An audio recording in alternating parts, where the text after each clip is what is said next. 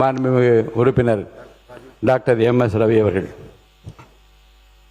மாண்புமிகு பேரவைத் தலைவர் அவர்களே, தமிழ்நாடு சட்டமன்ற பேரவை விதி 50 கீழ் அவசர பொது முக்கியத்துவம் வாய்ந்த நிகழ்வினை குறித்து மாண்புமிகு தமிழ்நாடு மக்கள் நல்வாழ்வுத்துறை அமைச்சர் அவர்களின் கவனத்தை ஈர்க்க விழைகிறேன். மாண்புமிகு மக்கள் நல்வாழ்வுத்துறை அமைச்சர். தமிழ்நாட்டில் தற்பொழுது ஹீமோஃபிலியா என்ற அரிய வகை நோயினால் பாதிக்கப்பட்ட குழந்தைகள் மற்றும் பெரியவர்கள் சுமார் 2750 பேர் உள்ளனர். தமிழ்நாடு அரசு இந்த அறிவகையினால் பாதிக்கப்பட்ட நோய்களின் அவசர நிலையை தாயுள்ளத்தோடு பரிசீலனை செய்து எமிசிசிமேப் என்ற மருந்து தமிழகத்தில் விலையில்லாமல் நோயாளிகளுக்கு வழங்குவது குறித்து அரசின் கவனத்தை ஈர்த்து விழைகிறேன். மாண்புமிகு மக்கள் நல்வாழ்வுத்துறை அமைச்சர். மாண்புமிகு பேரவைத் தலைவர் அவர்களே, விவர அறிக்கை ஒன்று உறுப்பினர்களின் மேசையின் மேல் உள்ள சிறு கணியில் பதிவேற்றம் செய்யப்பட்டுள்ளது என்பதை தெரிவித்துக் கொள்கிறேன். ஒரு சிறு அறிக்கை. ஹீமோஃபிலியா என்பது ஒரு அரிய மரபணு கோளாறால் ஏற்படும் இரத்த உறைதல் குறைபாட்டு நோயாகும். இந்நோயினால் பாதிக்கப்பட்டவர்களுக்கு உறைதல் காரணி ஃபேக்டர் 8 அல்லது உறைதல் காரணி ஃபேக்டர் 9 குறைவாக இருக்கும். இந்நோய்க்கு சிகிச்சையாக குறைவாக உள்ள காரணிகளை நாம் மருந்தாக வழங்குகிறோம். இதில் சவால் என்னவென்றால், ஹீமோஃபிலியா ஏ நோயினால் பாதிக்கப்பட்டவர்களில் 20 விழுக்காடு நோயாளிகளின் உடலில் நாம் சிகிச்சையாக வழங்கும் ஃபேக்டர் 8க்கு எதிராக தடுப்பு எதிரணுக்கள் இன்ஹிபிட்டர் ஆன்டிபாடிஸ் உருவாகின்றன.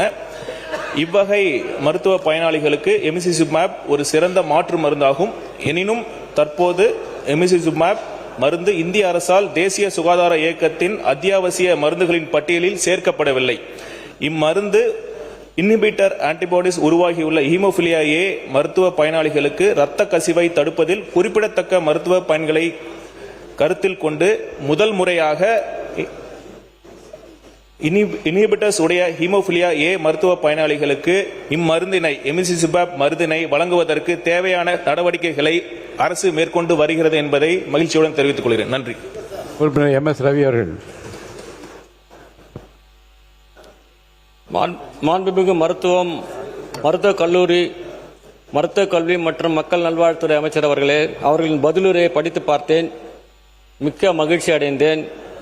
ஹீமோஃபிலியா என்ற மரபணு நோயினால் பாதிக்கப்பட்ட நோயாளிகளின் நிலையினை தாயுள்ளத்தோடு கருதி பார்த்து எமிசிசிமேப் மருந்தினை அரசு விலையில்லாமல் வழங்குவதற்கு உரிய நடவடிக்கை மேற்கொள்வதற்கு மாண்புமிகு தமிழ்நாடு முதலமைச்சர் அவர்களுக்கும் மாண்புமிகு அமைச்சர் அவர்களுக்கும் எனது நெஞ்சார்ந்த நன்றியினை தெரிவித்துக் கொள்கிறேன். மேலும் பாதிக்கப்பட்ட நோயாளிகளுக்கு இந்த மருந்து விரைவாக கிடைப்பதற்கும் ஆவணம் செய்ய வேண்டியும் மீண்டும் கேட்டு அமைகிறேன். நன்றி, வணக்கம். அடுத்த கவன ஈர்ப்பு தீர்மானத்தை அளித்த மாண்புமிகு உறுப்பினர் திரு கு. ரவி மனோகரன் அவர்கள் இருக்கையில் இல்லை. இருந்தாலும் அதை நான் என்ன கவன ஈர்ப்பு தீர்மானம் என்பதை நான் படித்து விடுகிறேன். பழனி தொகுதி ஆயக்குடி பேரூராட்சியில் உள்ள அரசு மாணவியர் விடுதிக்கு புதிய கட்டிடம் கட்டித்தர வேண்டிய அவசியம் குறித்து மாண்புமிகு சமூக நீதித்துறை அமைச்சர் அவர்கள் இது குறித்து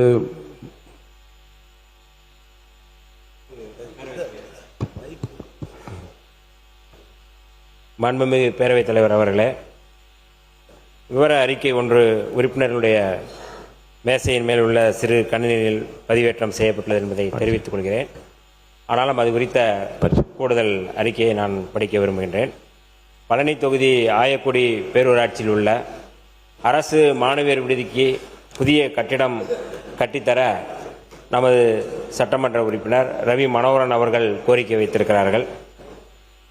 கடந்த 17/2/2001 முதல் மாணவியர் பயன்பாட்டுக்கு கொண்டு வரப்பட்டது அந்த கட்டிடம்.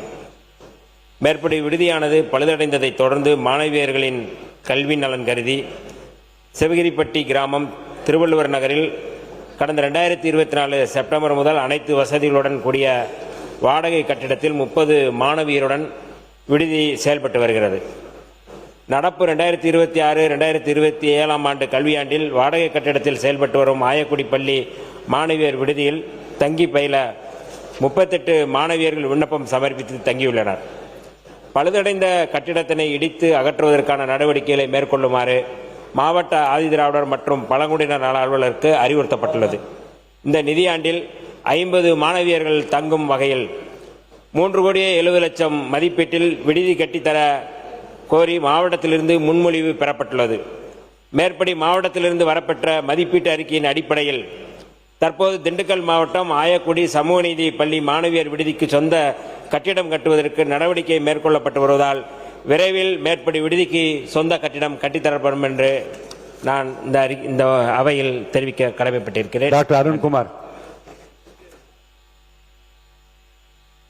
மாண்புமிகு பேரவைத் தலைவர் அவர்களே, 20 நாட்களுக்கு முன்பு ஒரு 2 வயது குழந்தையின் தாயார் என்னிடம் வந்து ஏஎம்எல் நோயால் பாதிக்கப்பட்ட அந்த குழந்தைக்கு சிகிச்சை அளிக்க உதவுமாறு கேட்டுக்கொண்டார். முதலமைச்சரின் விரிவான காப்பீட்டுத் திட்டத்தில் 5 லட்சத்திலிருந்து 25 லட்சம் ஆக்கப்பட்டதன் மூலம் அந்த குழந்தைக்கு ஒரே நாளில் 9.5 லட்சம் அனுமதிக்கப்பட்டு போன் மேரோ டிரான்ஸ்பிளான்ட் சிகிச்சை செய்து அந்த குழந்தை இன்று நன்றாக இருக்கிறது. அந்த குழந்தையின் தாயார் திருவள்ளூர் தொகுதியில் உள்ள அந்த குழந்தையின் தாயார் கண்ணீரோடு நம்ம முதலமைச்சருக்கு நன்றி தெரிவித்தார். நம்ம முதலமைச்சருக்கு